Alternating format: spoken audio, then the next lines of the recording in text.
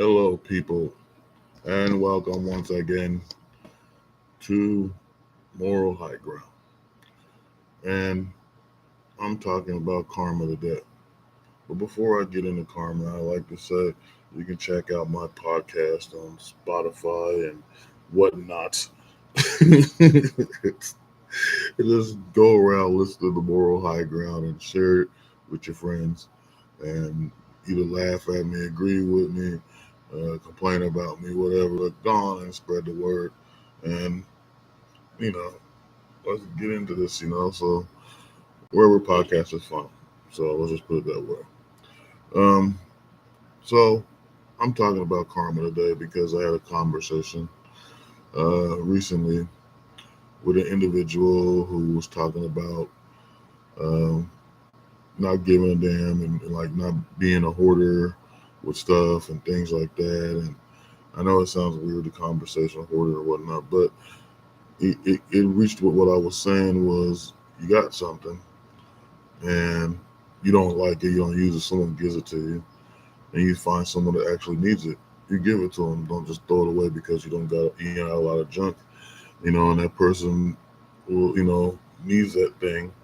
It might be something they really wanted, and it blesses them. By blessing them, you bless yourself. And that's the way karma works in so many ways. Because I tend to believe, because it's a Western concept, is to be Christian and to think more like Jesus or whatnot. At least that's supposed to be the concept, but people are far from God nowadays. But the thing is, the Eastern concept of karma, where you do good things, and the more good you put out there, the more good and positivity comes in your life, compared to the most negative things that come from you doing the most, wicked type of actions and demented type of things. With this being said, pretty much you got to support positivity if you want positive things in your life. And if you support negativity and that's the way you flow, won't expect bad things to happen, and don't look guilty and come to somebody, oh, they did this to me, because you do it all the time. So expect it to come back to you. And I just believe that so many people do whatever the hell they want without thinking about the repercussions of their actions. And this is a good subject to me because so many people nowadays do this. They do things based off of how they feel about society or what they want their lifestyle to be, and they're just faking the funk. It's like you got a shitload of actors around the world, and those that ain't really acting, they don't, they get slapped in the face and treated like shit. While the other ones get to get away with murder, and it's the truth. There are a lot of guys acting cool and stuff to get the girl. A lot of girls pretending to be all kinds of shit because they can take their faces off and put new faces on. It's like, what's that show, that movie Face Off or something, like switch faces, you know? And it's stupid. But to be truly a person to uh, be respected, you have to be a positive person with people, supportive, understanding, good listener. No one wants a negative person around with a negative attitude and a negative uh, response to the people. No one wants that. No one wants a person where every time you talk to them, they say, "Yeah, right." Who the hell wants to talk to that person? There's enough people doing that in the world. If you can't believe someone's life experiences after they've lived a certain amount of time, or spend the time to understand how they think or what they do, then you're the fool. You have to be able to understand that you don't truly know anybody. So to go up and say, "Hey, yeah, right," or just make everything they say as a doubt, they're like, there's no credit in them, then there's a fool in you, and you need to look at yourself. People like to some people just by looking at them, assume they're dumb, assume they can get over on them, assume they can do whatever, talk any old kind of way to people. But this isn't the case. The case is the fact that people get misunderstood because certain people don't want to admit their faults and shortcomings. And that's the truth. So they'll use you to project their negativity, their lifestyle onto you. Now you're thinking, what the hell does it got to do with karma? It has a lot to do with karma, because how you think of other people and how you treat other people will reflect in how karma in the world, in the universe, treats you.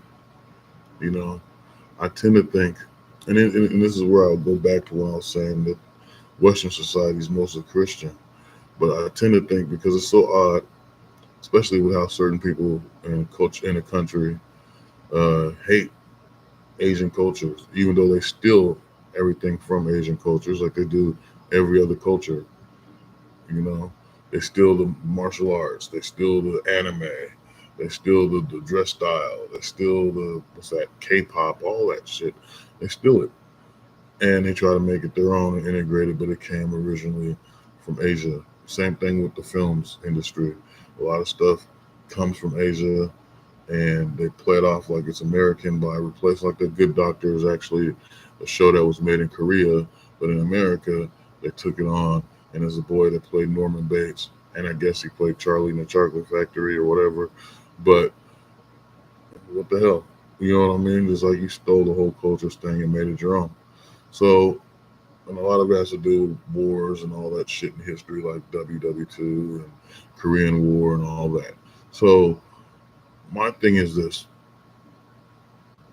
the main concept that gets said from Eastern culture is karma in America, even though so many people want to deny and act like it doesn't exist because they want to say they're Christian and they believe in Christ. But so many of the people that say that don't really follow what Christ says or his rules. Even if you picked up the Bible once and you read through it, doesn't mean you're an expert. I mean, I have read the thing many times, many different books. I read through the minor prophets and got to Jeremiah and was like, saw a whole different concept of, because someone told me that the book of Jeremiah was God's punishment on people. And I don't believe that, because when I read it, I had went through a bad breakup with a chick, and everything that was being said in that Bible from God to Jeremiah, I was like, God's in love with these people. Because I could feel it, because it kept talking about, I'm going to destroy this and I'm going to leave and then I'll come back and this and that. It's one of them things where you're mad at a chick or whatever and you're like, fuck it. And you break something like a window or something. I don't know. In my case, I broke her phone.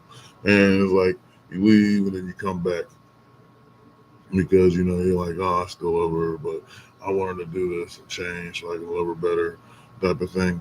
And that's how God's talking in the book of Jeremiah, but he's saying it as if, the people did this against me. They're not following my rules. So I'm going to punish them by doing this and that. But they're going to learn, then I'm going to come back. It's like you're talking in your head, like how you imagine you want your love, the person you love to be, that will bring you back and make things better again. And so bringing this up in a way, that's form of karma in the book of Jeremiah, because he's explaining that they're doing something wrong. And because it's God, he's punishing them for doing something wrong. But when they do something positive, it's going to bring him back and he's going to bless them and he's going to give them the love and things that they desire. And so this is what the book of Jeremiah says. Now, to most people, it might not seem like a form of karma. But like I said, if you do positive things, you'll get positivity in your life. You do negative things come in your life. And that book is not just the basis of karma, it's a book of love. And that's in the Bible. The book of Jeremiah is one of the minor prophets. He was told that he wanted a family. That's all he wanted, but he became a prophet. And God wouldn't let him have a family. I forget why. But like I said, you can read the Bible a bunch of times and you will forget things. You won't remember things. You got to constantly be, reading it more to understand. And you got to read it a lot enough to where you got the humbleness and you're able to say, okay, I understand enough to know what to stay away from, how to live my life in a humble, proper way, and how to share that knowledge as best as possible with the people. And this is what makes the Bible a little bit more advanced than just saying karma. The Karma's an easy way to say something. So what I'm saying, I believe God uses karma as a way, and even though it's an Eastern concept now, that's the thing. That's the difference. Eastern and Western concepts. But even though it is an Eastern concept, you have to say God uses positivity for those who do positivity and rewards it. Then karma comes from those who, I mean, do bad things. You're going to constantly get bad negative karma. Bad things are going to keep happening. If you're running around sneaking around and you're doing dirty stuff, like you're always, sneaking around with a different girl every night and got them all thinking something else, but you're not using protection, karma's going to come and you're going to have an STD or a baby that you can't take care of because your dumbass is so worried about being a freak of the year. You weren't worried about putting enough money in your pocket to be able to financially take care of that child or support that woman. So you put yourself in that situation. You put yourself in that bad negative karma, you know? And so it has to be understood that we have to live our lives in a way that will bless us, that will grant us things. Now, that doesn't necessarily mean just be happy and be nice to people. No. It means interacting with people. It means this person is hungry. You come over, give them something to eat. This person needs just $1 to get on the bus. Give them $1. The hell with this crap where you don't want to give somebody some $1. What's $1 going to hurt you when you got over $100? Yeah, you say, oh, it's my money. But that's the problem with the world right now. You got people in governments, corporations, businesses, and they have billions of dollars. Billions. With all the money Amazon gets, they could actually pay their employees 50 grand or more a week. Okay, instead, just Jeff Bezos goes and builds a space structure that could have people living on the moon, and that's ridiculous. You know what I'm saying? Yeah, we're supposed to, as a human race, eventually should advance and spread across the universe. Maybe not like Star Wars and, or Star Trek, but definitely not like Star Wars because, we're going to be fighting all kind of shit with lightsabers and jumping into shit and stupid robots going, all that shit. But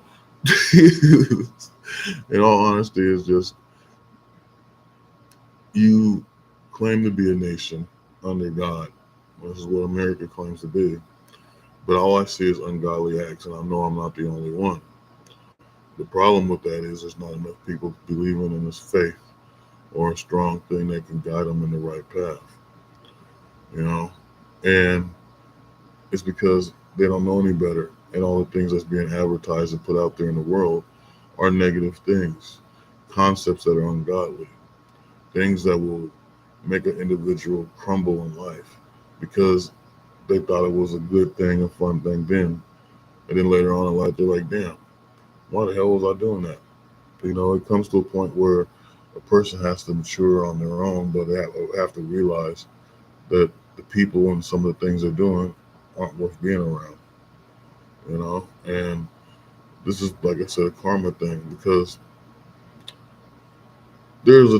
so this is where I'm getting at because I learned over the years that good and evil isn't just a phrase. It's not just a demon angel thing. It's something that is embedded in mankind, a sickness, if you will. And I say this because you have to ponder the greatest story of the first humans, Adam and Eve. They ate from a tree of knowledge that gave them the knowledge of good and evil. Now that poison, if you want to say that, because this is what happens when you eat certain things. You get a virus or some kind of bacterial infection or some kind of, just some real bad virus or infection or, some kind of mutation to some part of your body. It's just weird crap. Yeah, I say mutation because I think that's what diverticulitis does. It mutates something in your colon, whatever, and gets into your bloodstream, something like that. So what I'm saying is, if that's the case, and this tree that no longer exist on earth was able to give these people the knowledge of good and evil, and all us descendants of those people, the first people, because we're actually the second humans. No matter what your race is on this planet, you're the second branch of humans, a bunch of humans from the original bunch of humans that was Adam and Eve and his children's and the multiples that went before the flood came. And what I'm saying is that knowledge of good and evil is a poison, is a toxin, is something that's corrupting human thought constantly, corrupting judgment, and corrupting the way you interact with other people. And with that being said, if that's the case, you need balance. You need something to level it out to where not one overpowers the other. And I think karma works in that way too. So you have to stay balanced and doing good things or doing bad things, but don't do too much of either in some cases. But the true thing I think is if you harness one side more, that's what you become. So if you harness good more, that's the person you become. If you harness negative thoughts, the negativity and evil and wickedness is what you are. And that's just what I believe. I had a conversation. It's been about 2 years now with this girl, and we were talking on the same chord. And I was a little bit more spiritual one time, still because I was still reading the Bible, Lao Tzu, uh, and Buddhism, all kinds of stuff. And I kept myself religiously uh, surrounded with knowledge because I like to. It's one thing I can read quicker than anything is biblical or religious texts. And so she was like, we are talking about something, and then we were talking about karma. We're talking about the yin and the yang. That's what started it. And she's like, "Oh, that doesn't work.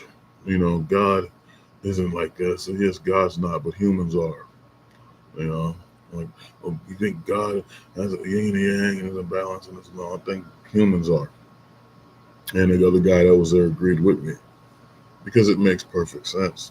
There's no way you can say, and this is why the legal system's kind of flawed too, because the legal system will make it look like because you committed one crime, you're a criminal your whole life. Everything you do is bad. And some of the crimes is ridiculous. Oh, you crossed through and across rock. Oh, you're bad. You got a record now. What the hell? Or they pull you over in a car. You got your tail light out. They try to make it look like you're robbing, you're gang banging, and all this shit. It's crazy. The legal system is actually quite flawed in so many ways and promotes negativity more than positivity. And this is the honest to God truth. Anybody that's had to deal with a lawyer that's crooked or anything like that, and especially officers that work to cause chaos and put people in jail to have a criminal record, is wicked. And they follow the negative things that are in karma in the world. They're putting that negative karma out there. All I'm saying is there has to be a level of understanding where you can go out in the world and live your life without worrying about someone coming to destroy what's yours. Where you can go out there, you see someone in need, you help them because you feel good to help somebody. Not that, oh, and then who cares if you gave somebody something and then, oh, they went and spent it on whatever the hell it is, drugs, whatever. That's their personal problem. But at that time, you felt the need to give it to them. This is where I believe judgment comes in, not from humanity, but from God Himself. Because if God gives you opportunity, two choices, sends you two people, one to send you with a negative thing that could affect your life in a bad way, and one that sends somebody to you that can help you out, change your life for a greater good, and give you that love and family and that stuff that you want, and you make the choice to be with the wicked one, then that was your choice. God's judgment has been done right then and there.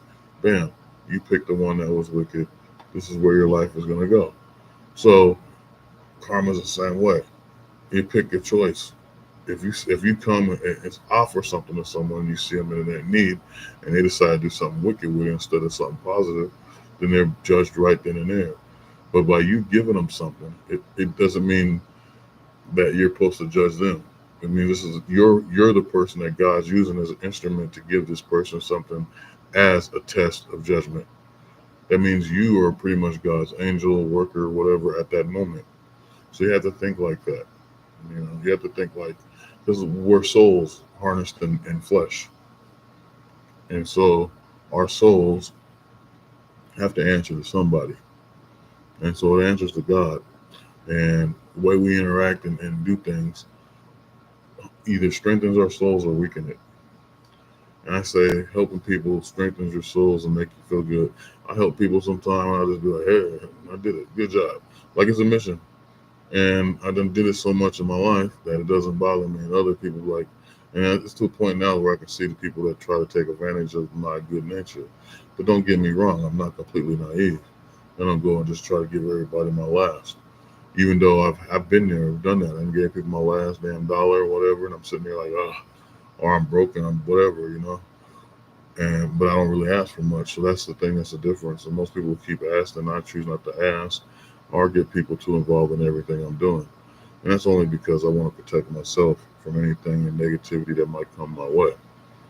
So I'm pretty positive that if someone was to go out and do these things of good kindness and nature, that they would have to protect themselves in some way. I think that we as people should look forward. I mean, speaking of forward, that phrase, because my mind's kind of over the place, but thinking of that phrase, pay it forward. They always say, and that movie was good with the little boy and stuff. He's like a fat kid now with a beard, and well, he's a grown up, but he's whatever. But my point is that pay it forward thing is no different in karma. It's saying do good to people, help people out, because that person might help somebody else out. It's the American way of saying do good karma.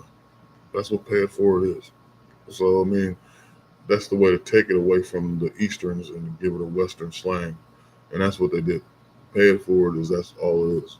And if you haven't seen that movie, go see that movie. I don't even remember the name of it. It probably is Pay It Forward, whatever. But it's got that little boy that sees dead people, Forrest Gump's son. The kid that walked in the freaking farm with all the animals following him. I can't remember his damn name, but he's been in every movie back in the day, and a little bit better than some famous children actors. Um, in a lot of his roles. And the one where he's a robot and he had a little teddy bear and they go down and got the mom's hair, but the mom was abusive because he was a robot, he wasn't a real human. That was a crazy movie. I don't want way off topic. Again, apologize. But it was a good movie though. But weird. So God dog it. Karma or wrong karma. So my point of this episode is, and this is something that means something to me. So I'm not just sitting here saying something and created something for content, because I've kind of been like doing my own thing, trying to find a way to survive. And I've been doing this content stuff for a while. And even before YouTube was created, I had shows and stuff and things I've done with music. And I never got no credit, never got big success. I'm getting minor goals, but the thing about it is, at least I accomplished what I wanted to do, and it made me feel good, even if not the whole world didn't see it. So I'm not one of these dudes that's sitting there just tripping. But this concept means a lot to me because this is how I live my life. I try to put positivity out there. With negativity, the challenges come my way, and I have to figure a way to solve it in a way to where it won't hurt anybody. Because it's not the other person I fear that comes to me with the evilness and wickedness. It's myself. Because I know the levels and extremes I will go to, and I know the power I got. Just the other day, there was a guy and a girl, and this guy, he looks like he's pretty, you know, strong, healthy, whatever, and he's with this woman. They're both carrying a duffel bag that's heavy as hell, from both straps. One's on one side carrying it, one's on the other side. They drop it because it's too heavy. And say, hey, we're going to car show. Can you pick this up for me?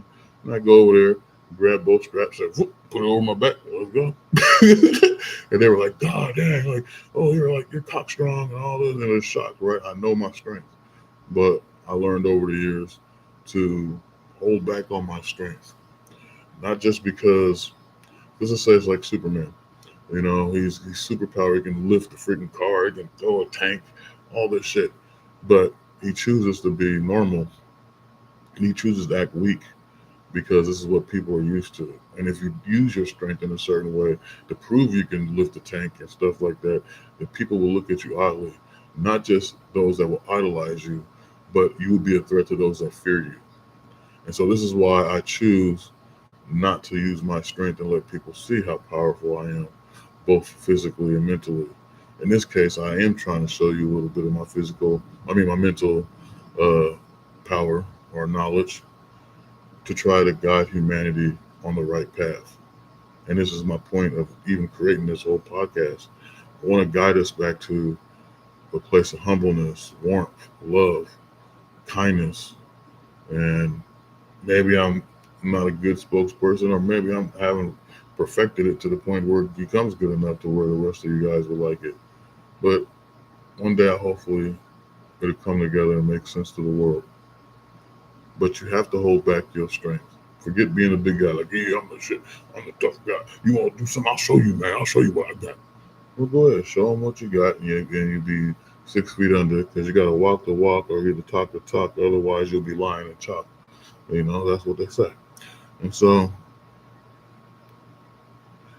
I just want a world where, even if you just got that negative thing out there, but I want a world where people at least care, at least defend, come together as one. And I'm not saying it as, oh, we one people, this and that, but we Americans. So if we're Americans, we got to change a little bit of something. You know, I find that this race war crap, this stupid shit, is a way to weaken the society. There has to be a strength, a level of respect, honor, and dignity amongst yourself. And I don't care how righteous someone of some race is, if you're not showing dignity and honor towards your fellow man or woman, then you're no real person at all. You're just a shadow of someone else. And God is there, whether you believe it or not. There might have been someone manipulated God to obtain that which they desire. Someone that wanted to abuse the words to try to control the masses. There might be those that like to use God to abuse people, to say that you're bad just so they can punish you and get joy out of it. But the God already tells you that the devil knows the Bible better than anyone. So those people are already footprinted and stamped in hell as a resident when they get there. You know, but try to be the positive and support that which brings joy, happiness, love, and life. And that's your positive side that automatically leads you to God Himself. All I'm saying is, don't be part of the problem. Try to be part of the solution. And is this morally right? Yes, it's morally right to promote good karma or karma the way you see fit into the world. And I just like to thank you all that listens. I apologize for being days late because I usually do this every Monday or Tuesday. And I've just been really stressed out and tired. And so I want you guys to understand that you're somebody and you need to be loved and respected. So I love anybody and respect all those that enjoy what I do. And I continue to try to do it because I just want someone to hear what I'm talking about, because I know it's going to change the world eventually. And anyway, with all this being said, I want you guys to share and subscribe, or, spread the word. Peace be with you all, and blessings upon you always. And remember, one little action could change the world for the benefit of all mankind. So make sure your kindness or actions work in the best way to save and help humanity. And peace. Peace to you all from the Middle East of everything. Yeah.